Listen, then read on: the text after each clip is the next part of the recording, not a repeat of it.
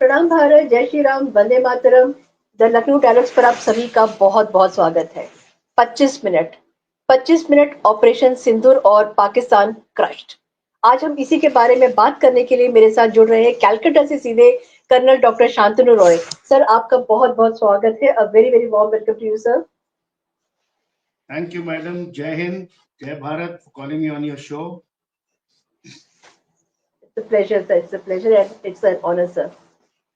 Sir, Pakistan एक ऐसी country है जो which is ruled by the army.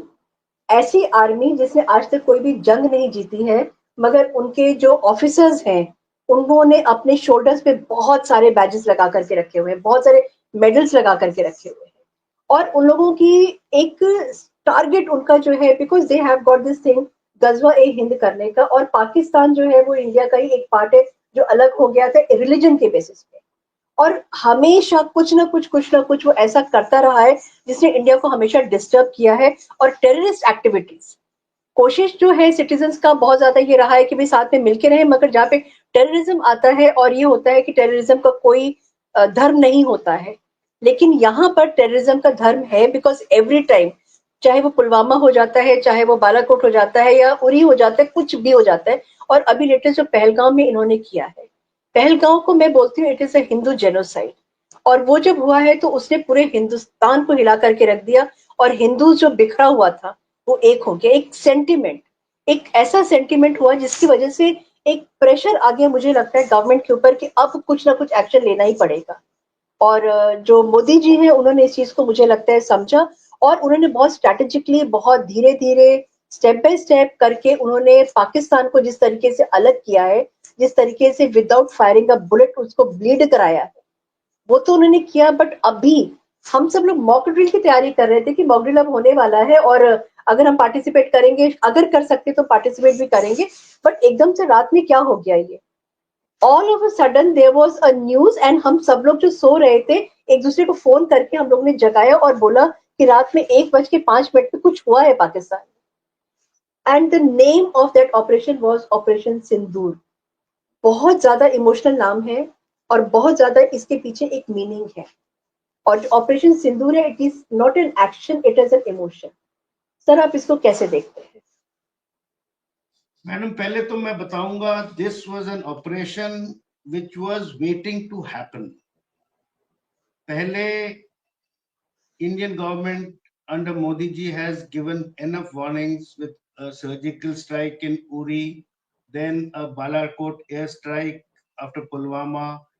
And in these things, if you have seen, it was only the security forces which was being targeted. But इस correct. बार तो बहुत ही घिनौना हरकत किया है कि लोग एंजॉय कर रहे थे पहलगांव में। बेसारन मीडोज जो है such a beautiful place called mini Switzerland, वहां पे जाके जातिवाद के नाम पे, रिलीजियन के नाम पे ढूंढ ढूंढ के कि आप हिंदू हैं, देन इवन मोदी का नाम लिया कि जाके अपने मोदी को बताना and all that stuff. It was more than the Indians could digest, and more than that, the Hindus could digest. So this was a thing which was waiting to happen, and it was a very well planned activity. आपने देखा होगा जैसे ही ये हुआ, लोगों ने कहा war हो जाना चाहिए, बलूचिस्तान में घुस जाना चाहिए, पीओके को अलग कर लो, जंग कर दो, आर्मी क्यों नहीं एक्शन ले रहा है. But then war and activities have to be done with proper precision by proper studying the targets. Then in case of a war, the complete global scenario has to be seen कि अगर कल हमने attack कर दिया, हमें कौन support करेगा, पाकिस्तान को कौन सपोर्ट करेगा. सो इसके बाद डिप्लोमेटिक टॉक्स आल्सो कम इन. तो लोगों का माइंड डाइवर्ट करने के लिए पानी रोक लिया गया, क्योंकि पानी is a gift of God which is gives us life. अब पानी रोक लिया है. आपने देखा होगा there are photographs and videos of Chenab going dry and त्राही मचने लगा है. The India's water treaty was held in abeyance. Postal services have been stopped. Trade has been stopped. Atari border has been closed. Pakistani visas have been cancelled. लोगों को वापस भेजा जा रहा था. इस दौरान पे Even the airspace was closed. Pakistani aircraft हमारे airspace में नहीं जा रहे थे, हमारे उनके airspace में. And then Pakistan was thinking that there will be a war because there were some movements of their troops, our troops. They were expecting कि ये लोग कहाँ से घुसेंगे, कहाँ से जंग करेंगे, कहाँ से मारेंगे. But then the CCS committee met, and with everybody's idea under Modi's leadership, they struck very strategically. And अगर नोट किया जाए जो 9 जगहों पे स्ट्राइक हुआ है, none of them are civilian establishments, none of them are military establishments of Pakistan. They are all terrorist camps. आप अगर न्यूज में देखें, Correct. all 9 of them, जिनमें से 8 तो Pakistani media has accepted that सही में यहाँ पे बम्बार्ड हुआ है. And out of them, Muredke is a hotspot place or training camp of the Lashkar-e-Toiba. Bawalpur is again a spot where Jaish-e-Mohammed के terrorists को train किया जा रहा था. So all the 9 places are terrorist hubs which are in the POK, and the nearest one is about 50 kilometers from Lahore.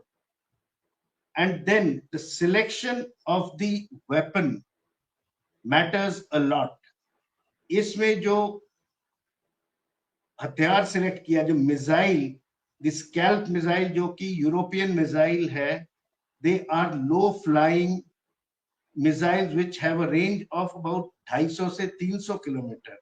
और इनको use तब किया जाता है जब बंकरों को फोड़ना होता है, बड़े बड़े सीमेंट के बिल्डिंग्स को फोड़ना होता है. और ये ट्रेनिंग कैंप्स में इस टाइप के बिल्डिंग्स और बंकर्स थे, क्योंकि ये स्टडी किया गया कि इन जगहों पे प्रॉपर सैटेलाइट पिक्चर्स के थ्रू, इंटेलिजेंस जो रिपोर्ट्स थे उनके थ्रू, कि वहां पे कुछ ना कुछ एक्टिविटी है.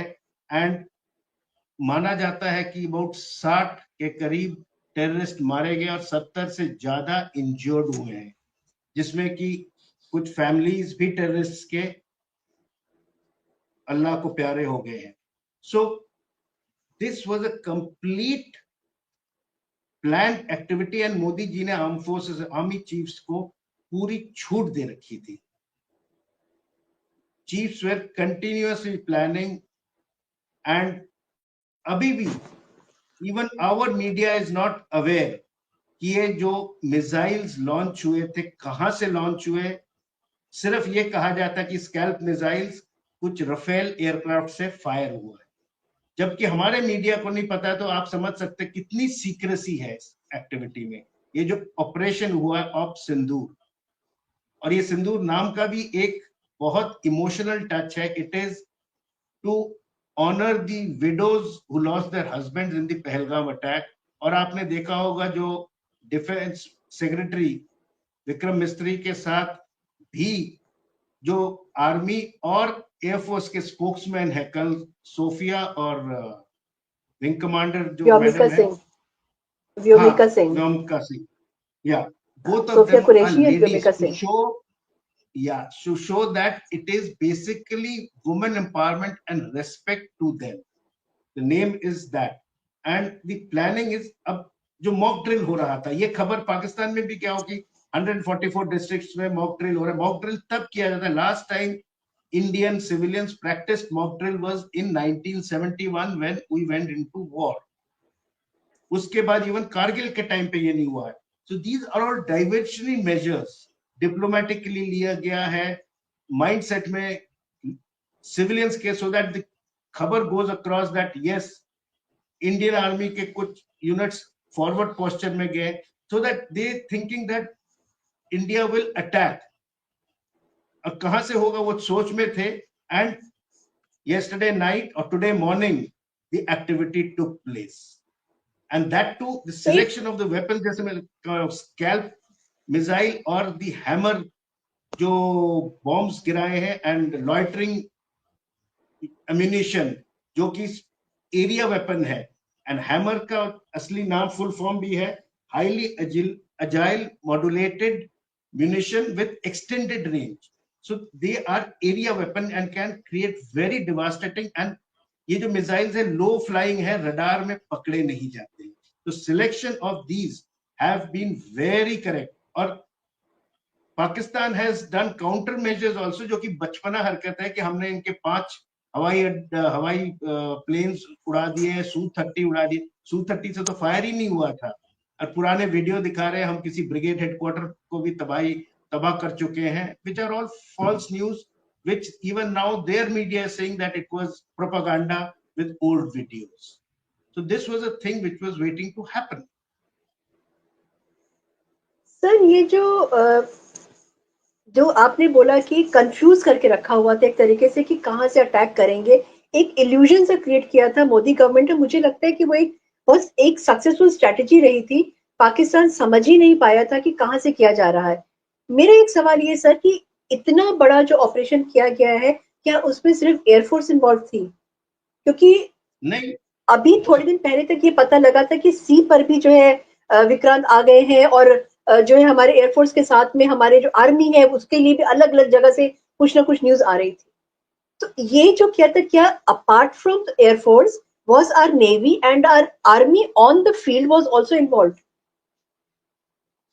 This was the first time, अगर आपने नोट किया था, उरी में जो सर्जिकल स्ट्राइक हुआ था उसमें only army was involved. Then Right. in Balakot the air force was only involved. This time it was a tri-service joint operation. The intelligence was gathered by the armed forces or the army intelligence given, and supposedly these missiles were fired from Rafale aircrafts, and it is not known where these Rafales took off from. And Navy also did practice firing just after Pahalgaon attack, and they had taken a forward posture and already are on the watch, and Karachi port को blockade करके रखा गया कि विक्रांत को भी वहां move कर दिया है.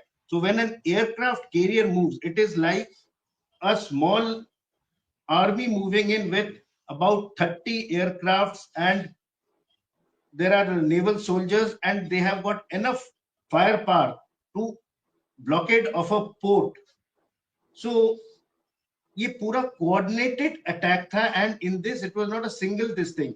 Even the naval chief had briefed Modi about 2 days back. Then the Right. army and the air force chief, there was a CCS committee meeting chaired by Modi ji himself. And I'm sure these things must have been discussed there, planned out there, and then proper int. It is said that for the last about 4 days, the chiefs and Doval and the other people involved in the activity did not sleep, and Modi was personally monitoring these things from the war room. So there was planning by the tri-service at the highest level. This was not कि ठीक है जाके एक battalion को बोल दिया. It was a planning at a very high level and very pinpointed, selected targets, so that tomorrow the global media or the other countries cannot say कि हमने civilians पे मिसाइल बरसा दिए या गोला बरसा दिया या आर्मी एस्टेब्लिशमेंट को डैमेज किया है. क्योंकि once we Indian army attacks any Pakistani army or naval establishment, it is openly ऐलान जंग. But here we are targeting terrorists, telling that it is enough of this, no more terrorism, please, we have had enough. So here Pakistan does not have a face. अगर आपने देखा होगा, the global reaction is very neutral. अब Trump has said it's a shame. अब shame उसने पाकिस्तान के पहलगांव को बोला या इंडियन अटैक को? I am sure Indian of Sindoor को उसने शेम नहीं बोला होगा, कि उसके बाद ही उनके secretary of state Mark Rubio ने पाकिस्तान को बोला है कि please do not go nuclear और do not try to retaliate, because you will, indirectly बोला है कि you will not have our support, US support will not be there. China has not supported. They have told a very open statement कि India and Pakistan should restrain themselves so that the war does not escalate in this area. China has not supported Pakistan. Only Israel has supported India directly, that we India has done the right thing because they have a right to defend themselves. Baki, even the Muslim countries are all are neutral, and they are not in favor of Pakistan, because India is one of the fastest growing economy. It is already the fifth economy, and hopefully we will be third after US and China. So we have trade deals with UAE, with Saudi, with other Gulf countries, with US. So nobody will want to disturb or ruffle our feathers and disturb the global economy. For India, China is a very big market. With the trade war going on between US and China, China not having a market in US, they will look towards India for a market. Pakistan is not a market for them. So they will not want to disturb their economy. So that is the reason why we मतलब हम stand ये कह strong. सकते हैं हम ये कह सकते हैं कि पाकिस्तान इस समय एक टोटल आइलैंड बन गया है, बिकॉज उसको बहुत ज्यादा भरोसा था जियो पोलिटिकली। अगर हम बात करते हैं तो चाइना के ऊपर इट वॉज बैंकिंग, और चाइना की तरफ से कोई सपोर्ट नहीं। इनफैक्ट जो पहलगाम में जो जेनोसाइड हुआ है उसको कंडेम किया है चाइना। तो Yes. पाकिस्तान इस समय now next what, because it is being isolated from its ally, from its friend also China. Now what? Muslim countries have left Pakistan. They are not in favor of Pakistan. So what options are left for Pakistan now? देखिए ma'am, Pakistan has done a very stupid thing by killing civilians. अभी तक जो भी terrorist activities था security forces के against में था, you can say कि ठीक है, it is against the arm forces और दी paramilitary or the police forces. But now nihatte civilian, not a I will single step one in, was. sir, I'll just step in for one thing. अब जो attacks होते हैं वो civilians के ऊपर भी, जैसे ताज का अगर हम बात करते हैं वो हुआ है, लेकिन यहाँ पे जो अटैक किया बाकायदा पूछ करके अटैक किया है। It is on the Yes, religion. Dev asked, are you a Hindu? that is what. This is one thing which That इज is very what I'm coming to. Right. Fine sir. अभी तक it was just a terrorist attack as such, bomb blast कर दिया, कुछ कर दिया, but this time they have segregated Hindus. They have taken the name of the prime minister, कलमा पढ़ने को बोला, उनकी इवन पैंट खोल के चेक किया. So these are perverted minds. These are not religious fanatics, but they are mad people who have been motivated into the wrong direction. And this is done by the Pakistan. It has happened after a hate speech was given by the chief of army staff on the two nation theory and Hindu Muslim religion against India. So all this has happened after that. So it is taken that they are all motivated or trained by the Pakistan army and sent, and this place must have been studied, and then only इनको ऐसे जगह भेजा है जहां people are enjoying, and then there is no security because it was not expected.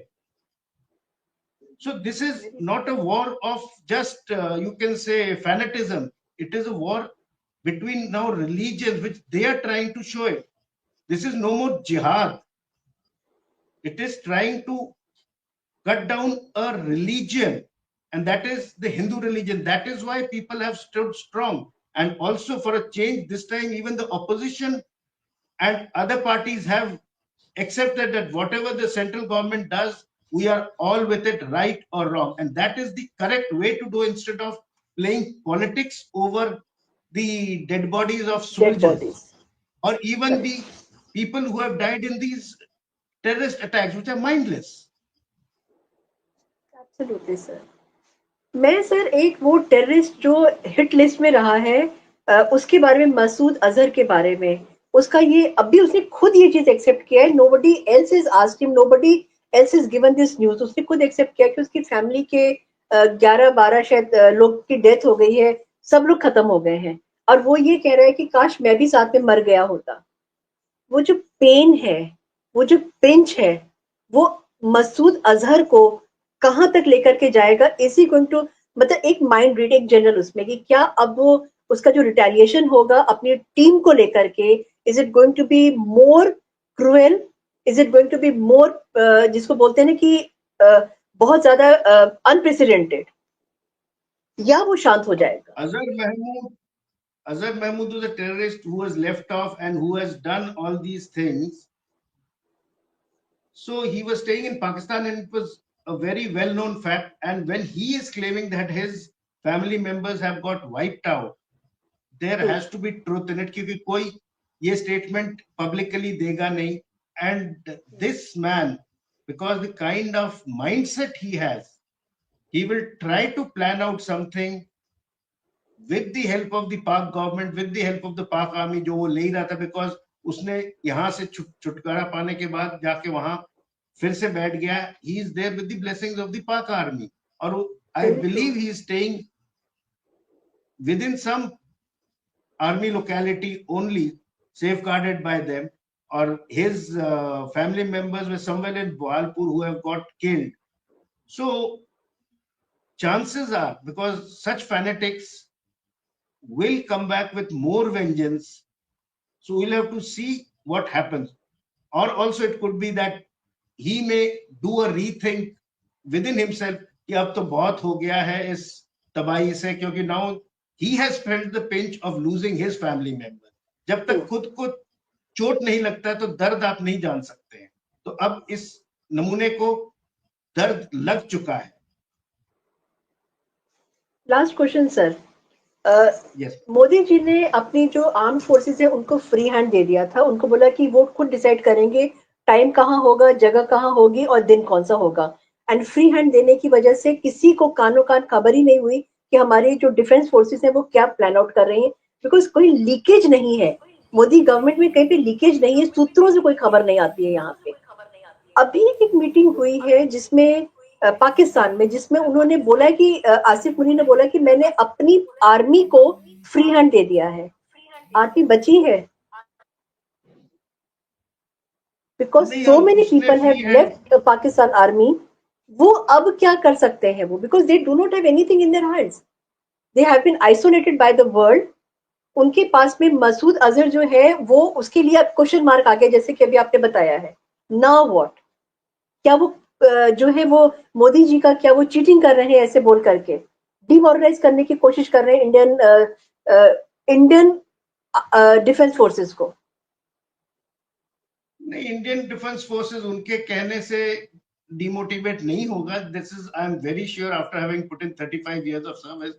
But Pakistan army से उनकी जो आम जनता है बहुत ही डिस्गस्टेड हो गई है. क्योंकि आपने देखा कुछ दिनों पहले, लास्ट ईयर, जब पॉलिटिकल अपीवल्स हो रहे थे, तब पाकिस्तान एक कोर कमांडर के घर में सिविलियंस ने घुस के तबाही मचाया था. When the core commander had to पीछे के रास्ते से भागना पड़ा था उसको. So that is the state. और पाकिस्तान आर्मी के जो अफसर्स हैं एकदम शाही तरीके से रहते हैं. And then all the chiefs and the senior officers have properties abroad. I believe Munir's family also has been sent to London. Munir Abhi, I don't know where he is. He will be in Pakistan, obviously. Though there are WhatsApp messages floating around that he has left Pakistan, which I don't think is true. No, sir, because आज meeting हुई है उसमें he was there. हाँ नहीं, he is there. वो ये गलत खबरें हैं. But his family, I believe, has left Pakistan for safety sake. Yes. And then they are demoralized because इनका economy is down. The last 2 साल से political upheaval हो रहे. शहबाज शरीफ is the prime minister, but at the mercy of the armed forces. Then secondly, you can say इनके अलग problems है. Economically they are down. Their military budget is very low. Whatever is coming is going into the army, not for modernization but for their own benefits. The economy of Pakistan is being run by Pakistan army. So they are in a very bad state. The weapon which they have are US के पुराने जो weapon आए हुए और Chinese military wear आया हुआ है. इनका अपना तो कुछ research या organization कुछ है नहीं.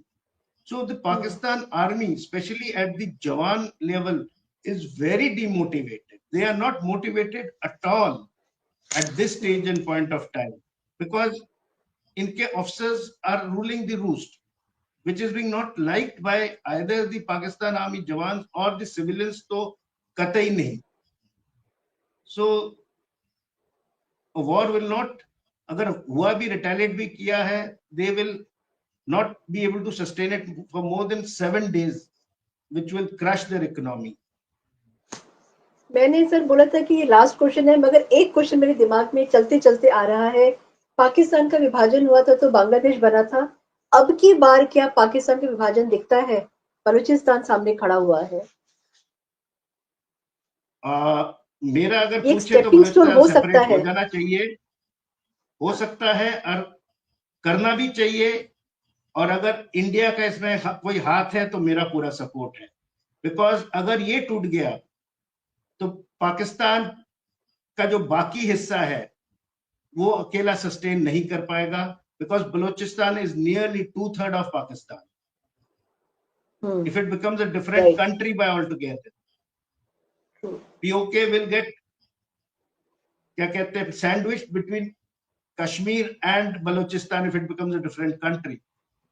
So the land route with China will also have problems, and then Balochistan will have inklings towards India, towards Afghanistan. So Pakistan will have more than it can handle then. मतलब हम in a nutshell we can say कि Pakistan is doomed and it's heading towards its end now. Anyhow, in so many parts or how many parts we do not know, but कुछ तो होने वाला है पाकिस्तान के साथ. Madam, the mindset of there has never been progressive. They have always only harped upon Kashmir, POK, Kashmir, POK. मैं दूसरे के देश में रिलीजन के नाम पे हो या किसी चीज के नाम पे क्यों सोचूं? मैं अपने को पहले बढ़ावा दूं, अपने आप को स्ट्रॉन्ग करूं, अपने देश में कुछ इंडस्ट्री लाऊं. यूएस एड से कितने दिन में अपना घर चला सकता हूं? दूसरों के सामने कटोरा फैला के कितने दिन चल सकता हूं? वही हाल पाकिस्तान का है. Very true, very true, very true. तो thank you so much sir. ये कंट्री टूट के खत्म होना ज्यादा ठीक है. बिल्कुल जरूरी है सर होना, बिकॉज मतलब it's a pain now, it's become a pain for the whole world now, because इसका नाम ही है कि टेररिस्तान है ये, जो टेररिज्म को बढ़ावा देता है, जो जब टेररिज्म ग्रो करता है, जैसे प्लांट को ग्रो किया जाता है, वहां पे खाद पानी लेकर के उस तरीके से टेररिज्म को ये पूरा हब बना है, और whole of the world is fed up of Pakistan now. Thank you so much sir, इतना अच्छा आपने जानकारी दिया, इतनी अच्छी अच्छी आपने बातें बताई. Thank you so much. मेरे चैनल को लाइक करिए, सब्सक्राइब करिए, शेयर जरूर करिएगा.